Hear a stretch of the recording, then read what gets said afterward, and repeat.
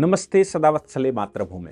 आज हम लोग जिस विषय पर डिस्कशन करने जा रहे हैं, ऑनरेबल सुप्रीम कोर्ट ने जिस प्रकार से करिश्मा कपूर को नोटिस दिया है। अब मामला लीगल है और लीगल ये कोई फिल्म स्टार या एक्ट्रेस का मामला तो है, सेलिब्रिटी का मामला है, लेकिन जो सबसे महत्वपूर्ण है वो है एक लीगल मामला। तो हम लोग समझने की कोशिश करते हैं और इसमें बहुत सारे वेरियस एंगल्स हैं। बिजनेसमैन परिवार हैं, एक एक्ट्रेस है, जो अब बच्चे हैं उसके क्लेम हैं, कंपनियों के सेटलमेंट हैं, एक उसमें ट्रस्ट है और इसके अतिरिक्त डिवोर्स्ड वाइफ के बच्चों के अधिकार हैं और प्रेजेंट वाइफ के बच्चे जो पहले डिवोर्स्ड वाइफ है, डिवोर्स्ड पति से है, उसके बच्चे और फिर अब जो पति है उससे बच्चे, फैमिली की ट्रस्ट, फैमिली का सेटलमेंट, फैमिली का व्यापार। देखिए एक बात तो तय है, संजय कपूर का जो व्यापार की बात कर रहे हैं, मैं कोशिश करूंगा कि नाम थोड़े कम लिए जाएं, फिर भी नाम से इंगित करना मजबूरी होती है, लेकिन किसी के पर्सनल विषय को मैं नहीं बोलना चाहता, लेकिन चूंकि लीगल हो गया है इसलिए मुझे इस पर मुझे लगता है कि लोगों को जानना चाहिए। अब इसमें जो सवाल पैदा हो रहा है वो ये है कि संजय कपूर की क्या व्यक्तिगत प्रॉपर्टी है। पहली बात तो ये है कि संजय कपूर की प्रॉपर्टी का सक्सेशन की जो बात कही जा रही है वो संजय कपूर की व्यक्तिगत प्रॉपर्टी नहीं है। संजय कपूर ने कोई नया व्यापार अपने पर्सनल धन से या अपने पर्सनल एफर्ट से नहीं किया। संजय कपूर ने जो कुछ भी किया वो अपने पिता के द्वारा बनाए गए व्यापार को आगे बढ़ाया, जैसे हर एक व्यक्ति बढ़ाता है। तो संजय कपूर के पिता मारुति सुजुकी के साथ अटैच थे और मारुति सुजुकी के पार्ट्स बनाते थे या फिर उन्होंने कुछ पार्ट्स बनाने शुरू किए। अब गाड़ियों के, ऑटोमोबाइल्स के पार्ट्स का मामला तो बनता ही है, लेकिन ऑटोमोबाइल्स के पार्ट बनाते हुए उनके पिता ने कुछ कंपनियां बनाई और उन कंपनियों के माध्यम से वो काम किया। संजय कपूर जब आए उनके पास 2015 में, संजय कपूर का बहुत बड़ा टाइम नहीं है। संजय कपूर 2015 में उनके पिता की मृत्यु हुई, जहां तक मैं समझता हूं।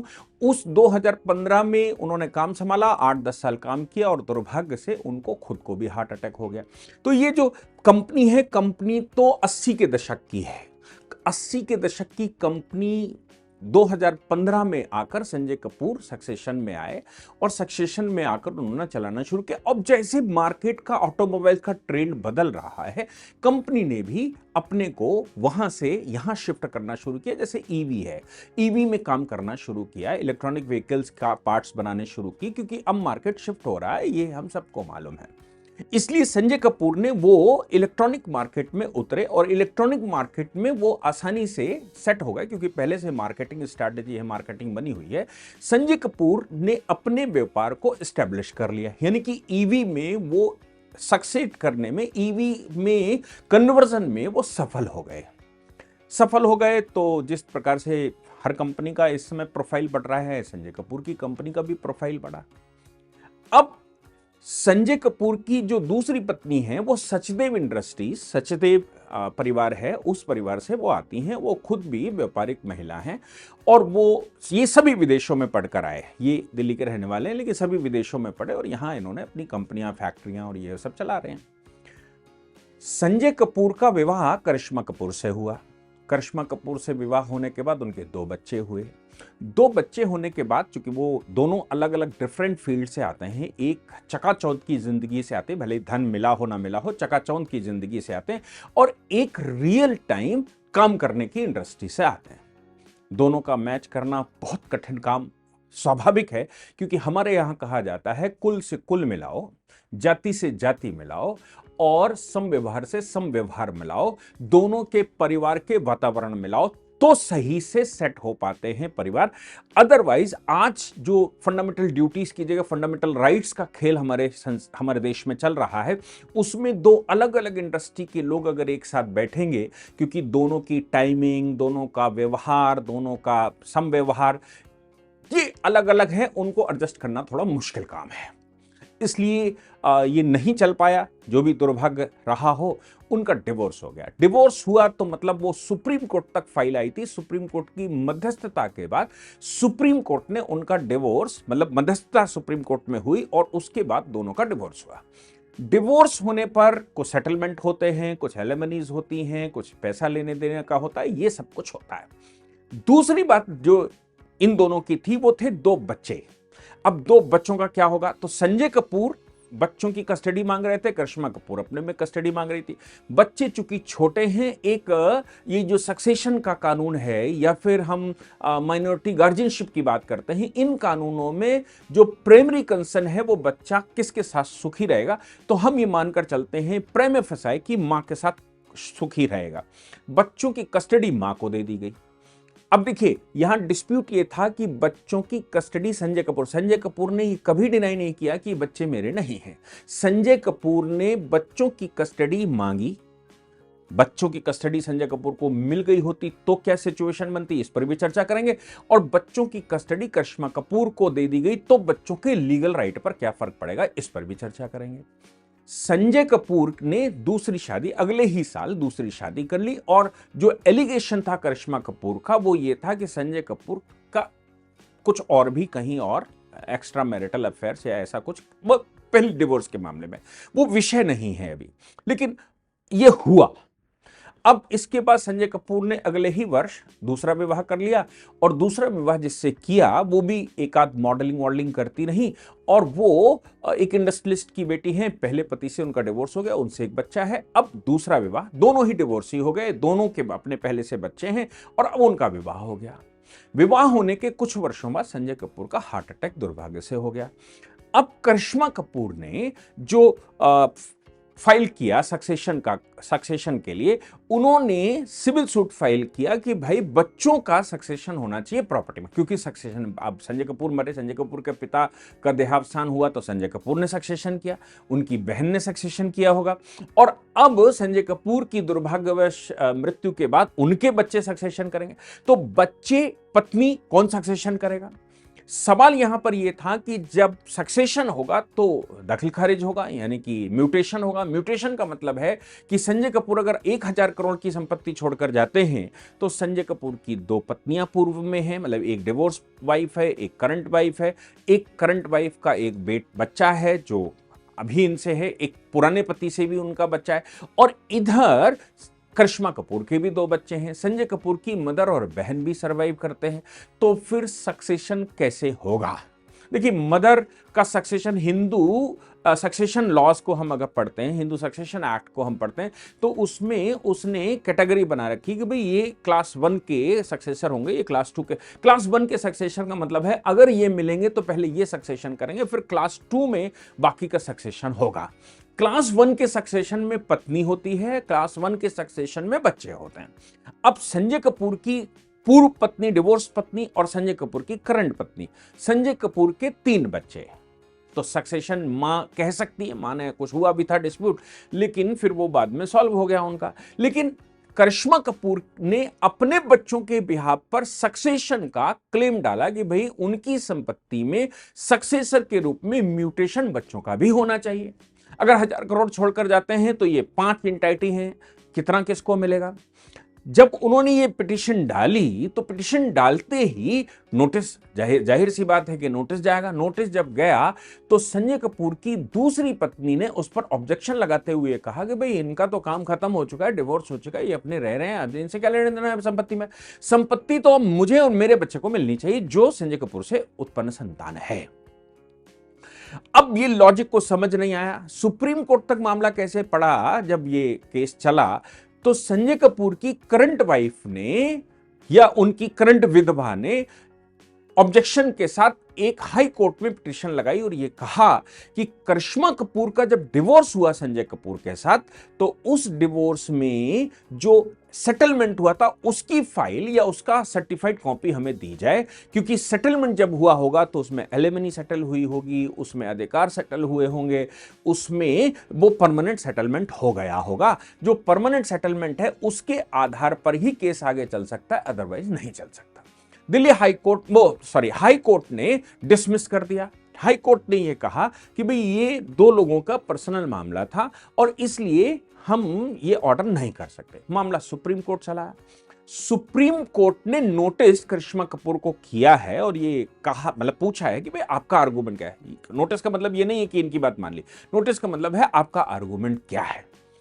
अब इसमें जो लीगल एनालिसिस मुझे समझ में आती है, हालांकि ऑनरेबल सुप्रीम कोर्ट में मामला जाएगा, हो सकता है नया प्रेसिडेंट तय हो जाए, लेकिन जो मैं समझ पाया, डिवोर्स पति और पत्नी का हुआ है और यहां पर पत्नी ने यानी कि करिश्मा कपूर ने क्लेम नहीं मांगा है, यहां पर क्लेम बच्चों ने मांगा है। बच्चों से कभी डिवोर्स नहीं हो सकता, बच्चों का कभी सेटलमेंट नहीं हो सकता। बच्चे माइनर हैं, माइनर बच्चे थे। उनकी मां अगर बच्चों के बिहाफ पर सेटलमेंट करना चाहती तो गार्जियनशिप और minority act, minority and guardianship act भी अनुमति नहीं देता है कि कोई भी मेजर किसी माइनर के बिहाफ पर कोई unreasonable settlement without court intervention कर लेगा। याद रखिएगा, अगर मां बाप भी कोई सेटलमेंट माइनर बच्चों के बिहाफ पर करना चाहते हैं तो कोर्ट उसको रिव्यू करता है और कोर्ट की अनुमति के बगैर कोई एग्रीमेंट माइनर बच्चों का नहीं हो सकता है, भले ही वो नेचुरल गार्जियन क्यों ना हो। क्योंकि संजय कपूर और करिश्मा कपूर दोनों ही नेचुरल गार्जियन हैं और जब इनके बीच में विवाद हुआ था तो कस्टडी भले ही उनको दे दी गई हो। कस्टडी का मतलब ये नहीं है कि संजय कपूर का नाम वहां से हटा दिया गया, संजय कपूर के बच्चे नहीं हैं, ऐसा नहीं। संजय कपूर को मिलने की अनुमति दी गई। इसके बाद ये बच्चे बड़े होंगे। अब सपोज इस मामले में अगर संजय कपूर को कस्टडी दे दी गई होती तो उनकी दूसरी पत्नी कैसे क्लेम करती? संजय कपूर को कस्टडी नहीं दी गई, इसलिए ये विवाद पैदा करने की कोशिश हो रही कि भाई इनका बच्चों का अधिकार नहीं है, इनका जो कुछ भी था वो आरके ट्रस्ट एक बनी हुई थी, पारिवारिक ट्रस्ट है, उस ट्रस्ट में है। अब इसमें दो तीन बातें हैं। एक तो ट्रस्ट सार्वजनिक खर्चे के लिए बना दी, संजय कपूर के पिता बनाकर गए थे, इसलिए उसमें विवाद अभी भी संजय कपूर और उनकी बहन के बीच में है, क्योंकि सक्सेशन तो बहन भी करेगी। मतलब जब 2005 का कानून आया और उनकी मृत्यु चूंकि 2015 में हुई, इसलिए 2015 में संजय कपूर और उनकी बहन दोनों ही अपने पिता का सक्सेशन करेंगी। ये कानून है हिंदू सक्सेशन एक्ट का। तो फिर जब घुमाकर बात वहीं आरके ट्रस्ट पर कर दी गई तो उनका विवाद चल रहा है। लेकिन यहां जो विषय है वो एक विल और निकल आई, और वो विल ये निकल आई, मतलब दूसरी पत्नी ने एक विल, कोई सूरी मारवा उनके पारिवारिक फ्रेंड रहे होंगे जिनको एग्जीक्यूटर संजय कपूर ने घोषित किया होगा या नहीं किया होगा, वो विल अभी चैलेंज्ड है। लेकिन उस विल के अनुसार इन लोगों को बाहर कर दिया गया और उनको उसमें रखा गया। बिल रजिस्टर्ड है नहीं रजिस्टर्ड है ये अभी सामने निकल कर नहीं आया है, मीडिया खबरों में भी नहीं है। वो फाइल जब कोर्ट में जा रही होगी तो कोर्ट में ये सिद्ध होगा। अगर अनरजिस्टर्ड है तो फिर उसकी वैसी वैल्यू, रजिस्टर्ड है तो उसकी वैसी वैल्यू। अब इसमें सवाल एक और नया पैदा होता है। संजय कपूर के पिता और उनके पिता पारिवारिक रूप से कुछ फर्में, कुछ कंपनियां बनी हैं जिनको बढ़ाते हुए यहां तक मामला पहुंचा। क्या संजय कपूर को विल बनाकर किसी को भी अपनी संपत्ति मतलब present time he was the manager, अपनी संपत्ति में किसी को सक्सेशन देने का या किसी को रोकने का अधिकार है? कानून यह कहता है कि जो पारिवारिक संपत्ति आती है उस संपत्ति में कोई भी व्यक्ति ओनर नहीं होता, वो केवल मैनेजर होता है, वो कोपार्सनर होता है। कोपार्सनर होने के नाते उसका एक शेयर होता है। एक शेयर से मतलब मैं आपको बता दूं कि संजय कपूर के पिता की मृत्यु के बाद उनकी मां, उनकी बहन और वो स्वयं, अगर 3 लोग हैं तो 1/3 सबका है, भले ही संजय कपूर उसको मैनेज कर रहे हो। यानी कि मदर का 1/3, बहन का 1/3 और संजय कपूर का 1/3, ये कोपार्सनरी भांग हुई। अब ये कोपार्सनरी भंग हुई तो कोपार्सनर विद इन कोपार्सनर हो गए, यानी कि पुरानी वाली कोपार्सनरी भंग हुई, अब संजय कपूर की अपनी कोपार्सनरी 1/3 में चल जाएगी, भले ही पूरे परिवार की संपत्ति का मैनेजमेंट संजय कपूर के पास क्यों ना हो। सवाल यह पैदा होता है कि संजय कपूर केवल 1/3 के सक्सेसर हैं, तो क्या वो 2/3 में भी लोगों को रोक सकते हैं? और 1/3 के सक्सेसर हैं, कोपार्सनर हैं, क्या कोपार्सनर को ये राइट होता है? क्योंकि कोपार्सनरी के अंदर एक कोपार्सनरी बनती है और अंदर की कोपार्सनरी में अब संजय कपूर, मतलब नई जो कोपार्सनरी बनी 1/3 की, उसमें संजय कपूर की पत्नी और संजय कपूर के बच्चे। तो कितनी पत्नियां? पत्नी से तो सेटलमेंट हो गया, करिश्मा कपूर अब नो मोर वाइफ, पत्नी से सेटलमेंट हो गया, जो भी अनिल बनी और वो किया होगा। लेकिन संजय कपूर की एक पत्नी 3 बच्चे, वो किसी से भी उत्पन्न संतानें हो, एक पत्नी 3 बच्चे अगर उनके होते हैं तो कोपार्सनरी में 1/4 अधिकार होता है। अब सवाल ये पैदा होता है कि पत्नी, 3 बच्चे और संजय कपूर खुद, यानी कि 5 लोग। 5 लोगों में संजय कपूर को क्या 1/3 जो संपत्ति अपने पिता की मिली थी, उस संपत्ति में या जो कंपनियों में उनके शेयर हैं या जो उनकी ओनरशिप बनती है, उसमें 1/5 के संजय कपूर ओनर बनते हैं। जो मिला था उसमें भी 1/5 के ओनर बनते हैं। बाकी 4 हिस्सों के वो कोपार्टनर हैं, यानी कि वो मैनेजर हैं। तो संजय कपूर को 1/5 संपत्ति पर तो पूर्ण अधिकार है कि वो सक्सेशन करवा वो उस पर विल बना सकते हैं, लेकिन बाकी के 4 पर संजय कपूर को अधिकार नहीं है, क्योंकि संपत्ति पैतृक है और पैतृक संपत्ति को बढ़ाने का काम आपने किया है। अपने शेयर्स उसमें खरीदे होंगे, आपने उसको अच्छा सा किया होगा। उस सब जो अच्छा किया उसके पारितोषिक के रूप में आपको जो व्यक्तिगत मिला होगा, उतना तो केवल आपके पास है। लेकिन जो बाकी की संपत्ति की ओनरशिप है, उस ओनरशिप में संजय कपूर केवल 1/5 के ओनर हैं, जिस पर वो विल बना सकते हैं। 4/5 के वो ओनर नहीं हैं। 4/5 में करिश्मा कपूर के दोनों बच्चे, उनकी दूसरी पत्नी प्रिया कपूर का बच्चा और प्रिया कपूर खुद, ये हिस्सेदारी बनती है एज पर सक्सेशन एक्ट। तो सवाल यह है कि संजय कपूर ने अपनी मां की संपत्ति, अपनी बहन के हिस्से की संपत्ति या जो भी कंपनी का उनको सक्सेशन मिला, क्या पूरे की विल बनाकर किसी को रोक सकते हैं? नहीं। संजय कपूर केवल मैनेजर हैं। मैनेजर को इतना राइट नहीं होता कि वो सबके लिए निर्धारण कर दे। लिखने वाला तो कुछ भी, मैं सारे कायनात को लिख दूं, प्रॉफिट मोहम्मद या अल्लाह ने सारी धरती लिख दी, सारी कायनाती लिख दी मुसलमानों के लिए, वो पढ़ते घूमते हैं, तो क्या सब दे दें? नहीं, ऐसा नहीं होता। इसलिए इस मामले में जब ऑनरेबल सुप्रीम कोर्ट के पास वो आए और ये कहा कि करिश्मा कपूर का सेटलमेंट क्या हुआ था, इसके कागज हमको चाहिए, तो करिश्मा कपूर का सेटलमेंट व्यक्तिगत था। संजय कपूर की वाइफ ने भी कहा कि भाई उनकी प्राइवेसी है, उनके बीच में क्या था, ये उनकी प्राइवेसी है, ये प्राइवेसी में उनका सेटलमेंट था। आज की तारीख में जो संपत्ति है, संपत्ति के सक्सेशन का मामला बनता है, और सक्सेशन में संजय कपूर के 2 और भी बच्चे हैं जिनको रोका नहीं जा सकता। मैं समझता हूं ऑनरेबल सुप्रीम कोर्ट में भी मामला गया है। सुप्रीम कोर्ट क्या कहता है, सेटलमेंट अगर सामने आ भी जाता है, सपोज सुप्रीम कोर्ट का ऑर्डर हो जाता है और वो सेटलमेंट के कागज दे देते हैं कि भाई इनके एग्रीमेंट का कागज दे दिया, क्या वो एग्रीमेंट का कागज उनके बच्चों के सेटलमेंट अगर लिख भी दिया गया होगा तो उसमें कोई रोल प्ले कर सकता है? तो मेरा मानना है नहीं।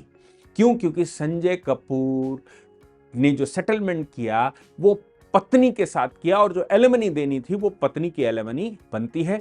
बच्चों का सेटलमेंट नहीं कर सकते, लीगली नहीं कर सकते। अगर करा भी है तो वो वॉइड होगा। और बच्चों का जो राइट है वो अगर संजय कपूर के पास बच्चे कस्टडी कोर्ट ने दे दी होती तो क्या होता? तो भी ऐसा ही होता। नहीं, कस्टडी का मामला अलग है, सक्सेशन का मामला अलग है। कस्टडी का सक्सेशन से आपस में कोई नाता नहीं है। इसलिए इस मामले में जो मैं समझ पा रहा हूं कि करिश्मा कपूर के दोनों बच्चों को किसी भी सेटलमेंट होने के बावजूद, किसी प्रकार का एग्रीमेंट होने के बावजूद, किसी प्रकार का भी उनके बीच में कोलैबोरेशन या कुछ भी होने के बावजूद पूरा अधिकार बनता है, और जो उनकी हिस्सेदारी को पर्सनरी में, ओनरशिप में बनती है, वो हिस्सेदारी उनको मिलनी चाहिए, ऐसा मैं मानता हूं। बाकी जो फैक्ट हैं, जो बाकी की चीजें हैं, वो चूंकि सारी सामने नहीं आ पाती। मुझे कई लोगों ने लिखा था कि सर उनके ये बड़ा इंटरेस्टिंग फैक्ट है, बड़ा इंटरेस्टिंग ये सक्सेशन का मामला है, राइट का मामला है, डिवोर्स वाइफ का मामला है, कंपनियां इसमें बीच में इन्वॉल्व होती। तो इन सभी के मामले में मैं समझता हूं कि करिश्मा कपूर के दोनों बच्चों के सक्सेशन पर कोई बाधा नहीं आ सकती। कोई कानून अभी तक ऐसा नहीं है जो उनके अधिकारों को रोकता हो। करिश्मा कपूर के मामले में तो सेटलमेंट माना जा सकता है। बच्चों का पूरा अधिकार, वो हजारों करोड़ की जो संपत्ति की बात कही गई है, उनका पूरा अधिकार जहां तक मैं समझता हूं वो बनता है। जय हिंद, जय भारत, वंदे मातरम।